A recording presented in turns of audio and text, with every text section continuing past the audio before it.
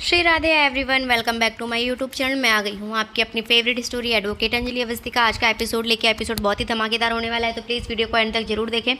Channel पे नए हैं तो चैनल को सब्सक्राइब करना, बेल आइकन को प्रेस करना बिल्कुल ना भूलें। एपिसोड की शुरुआत में हम देखते हैं कि यहाँ पे पद्मा को जो होता है वो दुल्हन की जोड़े में सजाया जाता है, क्योंकि उन लोग का ये चाल रहता है कि पद्मा को दुल्हन की जोड़े में इसलिए सजा के वो लोग वीडियो बना के अंजलि को भेजना चाहते हैं कि उसको ऐसा सच में लगे कि उसकी शादी हो रही है।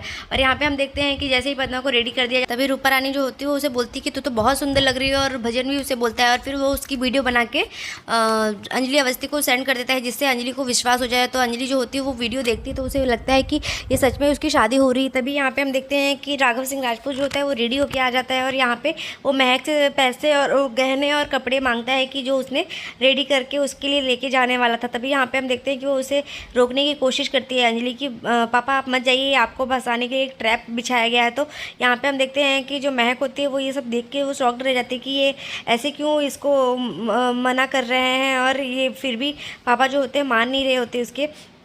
तो महक समझ नहीं पाती कि क्या हो रहा है। और यहाँ पे हम देखते हैं राघव सिंह राजपूत जो होते हैं वो अपनी जिद पर अड़े रहते हैं कि नहीं मैं तो जाऊँगा ही, तुम यहाँ से सामने से मेरे हट जाओ। तो वो उसे समझाने की कोशिश करती, पापा जो आप कर रहे हैं मैं समझ रही हूँ पर वो गलत है, वो आपको फंसाने के लिए एक सिर्फ जाल बिछाई गई है। और यहाँ पर हम देखते हैं कि महक जो होती है वो उसे बोलती है कि क्या हुआ, आप क्यों रोक रही हो उनको।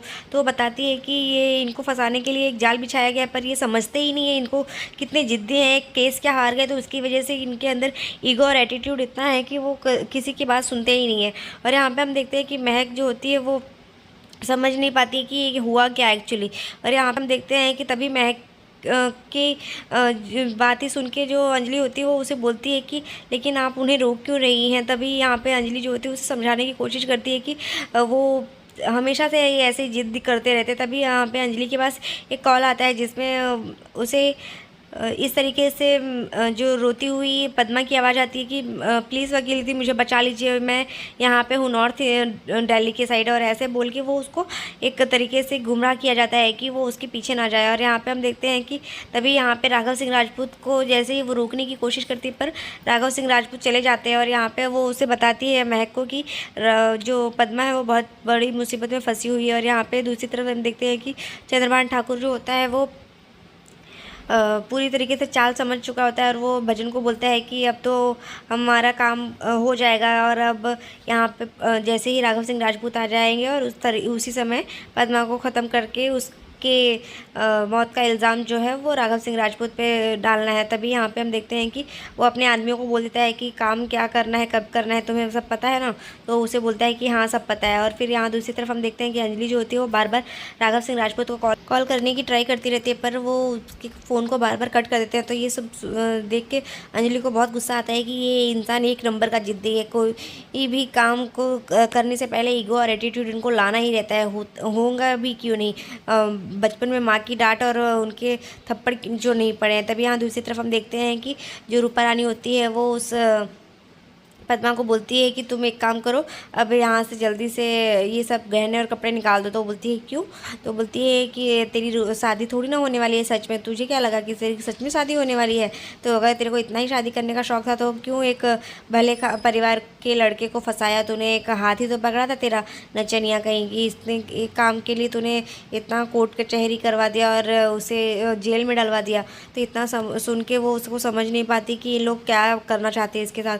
पर यहाँ हम देखते हैं कि वो उसको फिर से डांट लगाती है। और तभी यहाँ पे हम देखते हैं कि रूपा रानी की वजह से वो सारे कपड़े निकाल देते हैं और उसको उसके कपड़े दे देती है कि तू आप ये पहन ले। और यहाँ तभी दूसरी तरफ हम देखते हैं कि जो युवराज होता है वो लॉकर में होता है, तो उसकी बहन उससे मिलने के लिए जाती है। और यहाँ पर हम देखते हैं कि अंजलि जो होती है वो उस एड्रेस पर पहुँचती है जहाँ पर पद्मा उसे फ़ोन करके बोली होती है कि आप यहाँ पर आ जाइए वकील दीदी पर। यहाँ पर हम देखते हैं कि जैसे वो वहाँ पहुँचती तो वहाँ पर कोई भी नहीं रहता है। वो ये देख के शॉक्ड रह जाती है कि आपको किसी ने गलत एड्रेस पे भेज दिया है और गलत पता बता दिया है, हो सकता है कोई आपके साथ मजाक कर रहा है।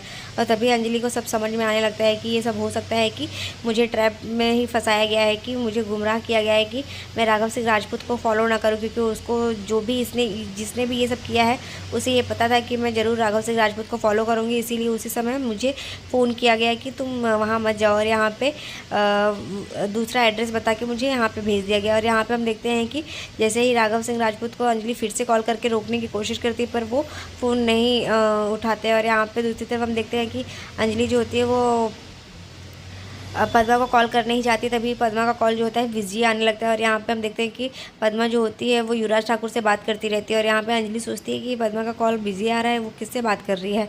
और यहाँ पे हम देखते हैं कि अंजलि जो होती है वो उसे फ़ोन ट्राई करने की कोशिश करती है।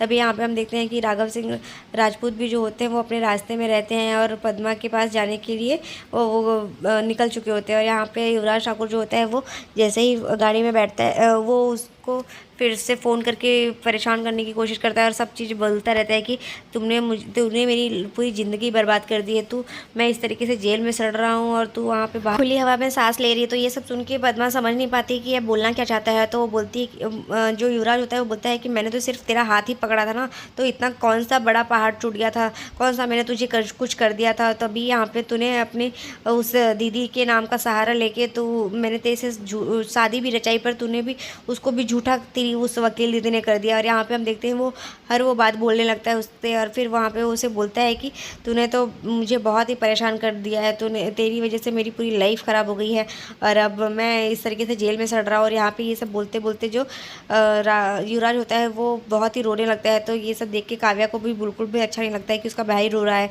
और यहाँ पे अंजलि जो होती है वो पूरी तरीके से कॉल करने की कोशिश करती है कि वो राघव सिंह राजपूत को कॉल करे और उससे बात करने की कोशिश करती है, पर वो फ़ोन नहीं उठाते, बार बार फ़ोन कट कर देते हैं।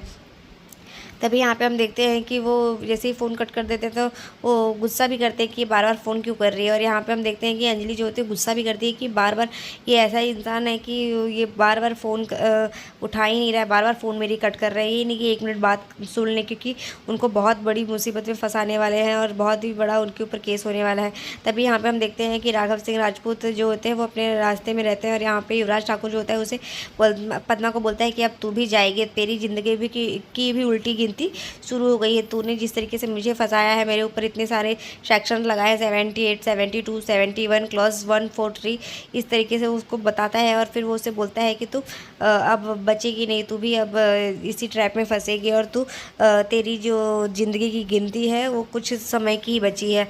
तो यहाँ पे हम देखते हैं वो बोलती है कि क्या होगा, कि क्यों क्या किया जाएगा मेरे साथ।